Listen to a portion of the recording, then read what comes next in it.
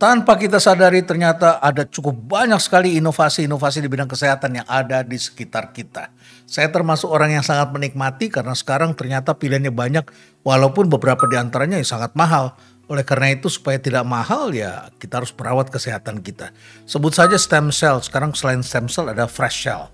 Jadi kita datang sendiri ke tempat itu, dokternya kemudian membuat sel itu malam hari dan pagi hari harus langsung kemudian dimasukkan ke dalam tubuh kita untuk bidang-bidang tertentu.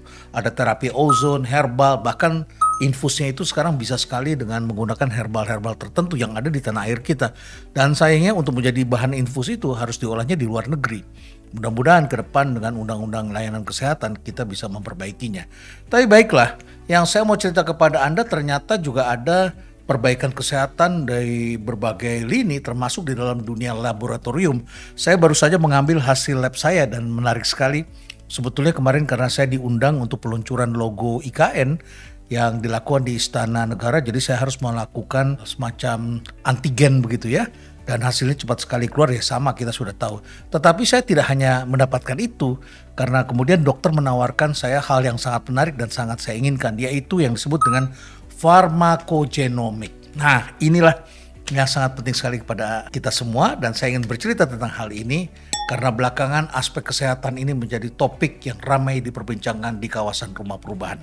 Bagi Anda yang ingin merawat kesehatan, Sabtu tanggal 17 Juni akan ada suntik vitamin C gratis di rumah perubahan. Silakanlah datang sambil menikmati kulineran di halaman kami di Jakarta Escape. Cari aja di GPS, ketemu gampang. Kami tidak jauh dari pusat kota di Jakarta, agak minggir sedikit sih memang, tapi sangat mudah untuk dijangkau. Nah baiklah, sebelum membahas tentang hasil laboratorium yang saya terima, saya tentu saja ingin mengutip apa yang pernah disampaikan oleh mantan Perdana Menteri Inggris yang namanya sangat terkenal, Winston Churchill. Dia pernah mengatakan bahwa healthy citizens are the greatest assets of any country can have. Kesehatan masyarakat itu memang menjadi modal yang sangat penting. Ini mengingatkan saya pada suatu kuliah yang saya pernah ikuti pada waktu saya mengambil program doktoral dan teman-teman saya yang kemudian menjadi tokoh-tokoh ekonomi di Indonesia sangat memperhatikan hal seperti ini. Nama mata kuliahnya adalah The Economics of Human Capital. Jadi kami belajar model ekonomi, teori ekonomi tentang modal insani suatu bangsa. Seperti yang dikatakan Churchill tadi. Tidak mengherankan kalau Menteri Keuangan sekarang selalu menyisihkan uang, sisa anggaran dan sebagainya untuk mengirim anak-anak Indonesia untuk belajar S2, S3 sampai ke luar negeri dan kemudian membangun negara kita. Jumlahnya memang dibandingkan dengan negara-negara lain belum banyak, kita sering mendengar kritikan itu. Economics of Human Capital mengatakan modal insani terpenting itu bukan hanya pendidikan, melainkan juga kesehatan. Kalau bangsanya menjadi sakit, ini akan menggerus terus anggaran BPJS Kesehatan akan naik terus begitu. Nah oleh karena itulah maka kesehatan perlu sekali untuk kita jaga. Dan selain tadi suntik vitamin C, kalau saya sendiri ya saya juga melakukan pemeriksaan kesehatan. Dan pada waktu saya mau melakukan pemeriksaan kesehatan seperti yang tadi saya katakan, ternyata saya mendapat tawaran untuk menggunakan layanan yang disebut farmakogenomik. Apa itu layanan farmakogenomik? Dokter kemudian menjelaskan kepada saya tanya berapa lama? Kalau pemeriksaan kesehatan MCU ya, medical check up itu sebentar sekali. Mereka punya alat-alat yang sangat bagus. Tetapi ini adalah suatu inovasi yang kemudian bisa mengetahui tentang obat-obatan yang kita konsumsi. Apakah itu cocok dengan genetika kita, dengan DNA kita. Setelah hasilnya keluar itu diambil sebentar saja dari sekitar mulut kita, diambil enzimnya, kemudian setelah itu dites, beberapa hari kemudian saya diserahkan. Saya terkejut sekali ternyata barangkali inilah yang menjadi penyebab mengapa saya mengalami beberapa efek samping dari penggunaan obat. Dokter-dokter tertentu sudah curiga ini jangan-jangan Pak Renald mengalami ini karena ada obat ini. Saya membantahnya selalu karena dokter saya cepat-cepat selalu mengatakan enggak, ini udah bagus obatnya. Biasanya kalau kita dikasih obat dan kita berpikir obat itu sudah cocok dengan tubuh kita. Atau barangkali tidak cocok, dokter harus mengganti dengan obat lain. Tapi seringkali kemudian dokter juga tidak percaya. Wah ini bukan tidak cocok, dosisnya kurang besar, tambah lagi begitu. Saya orang yang agak takut melakukan medikasi atau yang disebut sebagai self-diagnosis. Karena bagi saya kadang-kadang berbahaya sekali. Tapi saya kan yang paling mengenal tubuh saya. Oleh karena itu ketika saya dapat tawaran untuk melakukan pemeriksaan farmakogenomik ini menjadi menarik dan dokter kemudian memberikan penjelasan kepada saya. Ini tidak menggantikan peran dokter hasilnya. Hasilnya sangat menarik dan saya serahkan pada dokter saya dan dokter saya kemudian melihat, oh kalau begitu ini penyebabnya. Rupanya untuk obat-obatan anti kolesterol yang saya berikan kepada Pak Renald, ini telah mengakibatkan munculnya radang di lambung Pak Renald. Dan oleh karena itu saya harus mengganti. Dari rekomendasi ini tidak boleh pakai obat jenis ini, harus pakai obat yang jenis lain. Ini adalah tes yang tentu saja perlu kita pahami karena ini digunakan untuk melihat bagaimana respons tubuh kita ya, yang sesuai dengan profil genetik kita yang tentu saja berbeda dengan profil genetik dari orang-orang lain. Oleh karena itu maka sangat saya anjurkan bagi teman-teman yang mengalami persoalan-persoalan kesehatan, ya tidak ada salahnya lah untuk melakukan cara-cara seperti ini. Selain itu barangkali juga kita perlu melihat bahwa saat ini sudah ada cukup banyak sekali obat dan berkembang terus. Dan pada waktu itu saya tanya juga, ini siapa yang membuat, kok jenius sekali. Ternyata pembuatnya orang Indonesia dan langsung saya kontak. Kebetulan ini adalah anak dari salah satu academician ternama dan saya kenal kawan baik saya di UI dan kemudian saya kontak dan kita berjanji akan melakukan pembicaraan. Jadi mudah-mudahan nanti saya bisa ajak untuk podcast bersama dengan saya. Orang Indonesia ini mendapatkan gelar doktornya di luar negeri dan kemudian dipatenkan, dikembangkan dan sudah dimuat di jurnal dan kemudian digunakan di mancanegara. Saya tidak bayangkan kalau itu adanya ditemukannya di Indonesia. Susah sekali, barangkali rumit sekali. Tapi ini karena di luar negeri ditemukannya akhirnya kemudian bisa digunakan dengan baik. Nah, mudah-mudahan nanti kita bisa membahas tentang hal ini karena ini adalah sesuatu yang sangat menarik sekali. Nah, inovasi-inovasi tentang hal ini tentu saja perlu kita pahami karena untuk hidup sehat ini kita memerlukan beberapa hal. Tentu saja pertama kita harus memiliki tubuh yang sehat. Jadi sehat itu bukan hanya tubuh, ada healthy body, healthy mind, dan kemudian healthy life balance. 3 hal ini penting sekali. Nah, untuk itu kemudian kita harus bisa mencapai apa yang disebut sebagai happiness.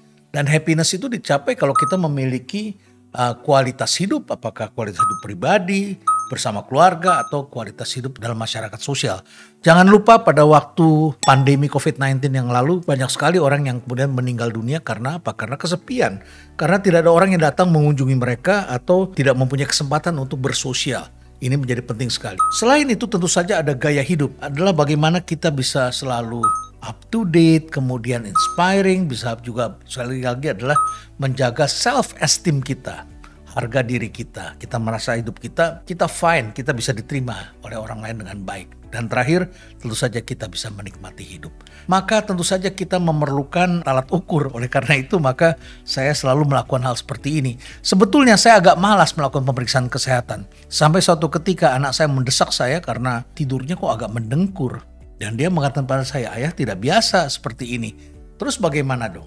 Harus periksa, malas saya periksa, ntar saya tahu saya ada masalah. Akhirnya saya ikuti juga nasihat anak saya dan kita pergi. Alamak, ternyata di situ ada sesuatu yang mengagetkan saya. Benar-benar saya terkejut. Ternyata sudah mulai ada sumbatan-sumbatan di jantung saya.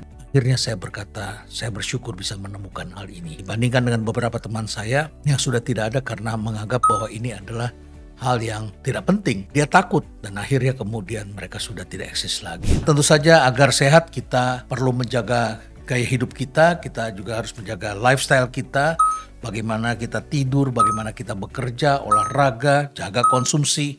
Ya seperti banyak pepatah mengatakan bahwa waktu kita muda kita tidak punya uang, kita pengen mengkonsumsi ini itu nggak bisa. Tapi begitu kita punya uang banyak yang tidak boleh kita konsumsi. Ini adalah realita yang sekarang saya alami. Namun kita harus terus mengontrol diri kita, apapun juga tentu saja kita harus bisa mengendalikan diri kita. Olahraga yang teratur dan tentu saja kita harus hidup sosial, hidup dalam masyarakat dan yang paling penting adalah jaga agar rasio angka-angka hasil lab kita tetap berada di bawah ambang batas atau dalam keadaan area normal. Berbicara tentang hal ini saya jadi teringat dengan suatu pengalaman ketika saya bertemu dengan Dr. Henry, seorang ahli vitamin D yang video-videonya banyak beredar. Setelah saya hubungi ternyata dia adalah senior saya waktu saya SMA. Oleh karena itu ketika kita bicara ketemu, dia bicaranya lu gua katanya. Lu berapa? Saya tunjukin hasil lab. Dilihat, rendah banget. Saya bilang, loh itu masih di atas ambang batas. Saya bilang, oh ya enggak. Ya jangan pakai standar Indonesia. Dia bilang, loh kok begitu? Saya bilang, ini kan memang sesuai hasil penelitian di Indonesia. Iya, buat kamu 30 itu adalah batas yang masih bagus di Indonesia. Ini jangan pakai di Indonesia dong, karena orang Indonesia malas jalan katanya. Saya pikir-pikir benar juga. Kalau begitu coba kita lihat di negara lain berapa? Rata-rata di atas 100 katanya. Singapura saja itu di atas 100 katanya. Yang benar saya bilang. Saya kemudian kontak kawan saya, oh iya benar di atas 90 lah paling tidak. Akhirnya saya jadi berpikir, kenapa orang Singapura itu vitamin D-nya standarnya harus di atas 90? Ternyata kemana-mana orang Singapura itu senang jalan dan di bawah terik matahari. Inilah yang saya kira membedakan dengan kita. Kita ini kalau turun di airport, kita pengen turun di depan pintu. Kita malas jalan jauh. Maka kita lebih senang dengan Terminal 2 ketimbang Terminal 3. Terminal 2 itu kan jalan ke dalamnya tidak banyak. Tapi karena terminalnya sudah penuh, maka kita berdesak-desakan. Ya tidak nyaman juga. Kemudian kita lihat banyakkan orang protes komplain ketika Terminal 3 diresmikan karena jalannya jauh. Padahal pada waktu kita jalan di Singapura pun juga jalannya jauh sekali. Amsterdam jauh sekali, antrinya panjang sekali. Oleh karena itulah maka kita mengambil standar yang rendah di bawah 30. Dan tentu saja buat saya angka 30 sudah di borderline dan saya berpikir I'm okay, nyatanya tidak okay. Baiklah, jadi ini adalah hal-hal yang saya kira perlu kita jaga, kita perhatikan. Kalau Anda ingin tahu di mana ya sekalian saja daripada saya menjawab Anda satu persatu. Ini nama labnya Sito yang sekarang baru saja berusia 56 tahun. Selamat untuk Sito yang telah memberikan layanan juga. Ternyata ini memiliki layanan cepat 30 menit sudah selesai. Jadi saya tidak perlu menunggu lama-lama. Kemudian mereka juga memiliki layanan home visit. Jadi kita bisa panggil ke rumah, kita bisa bahkan di kantor kita bisa beramai-ramai dan kemudian diakses melalui SMS atau internet, ternyata bisa juga ya. Jadi banyak inovasi-inovasi yang telah dilakukan oleh Sito dan Sito sekarang sudah memiliki cukup banyak cabang di seluruh Indonesia. Mudah-mudahan ini bisa menjadi berkah bagi kita karena tidak banyak yang memiliki farmakogenomik. Dan saya kira inovasi ini adalah inovasi yang bisa membawa kita pada kebahagiaan. Saya ingin menutup dengan apa yang pernah disampaikan oleh seorang penyair Inggris terkenal, William Shakespeare. Dia pernah mengatakan, our bodies are our garden. Jadi inilah garden kita. Our wills are our gardeners. Kalau tubuh kita itu adalah gardennya, maka keinginan kita adalah tukang kebunnya. Stay relevant.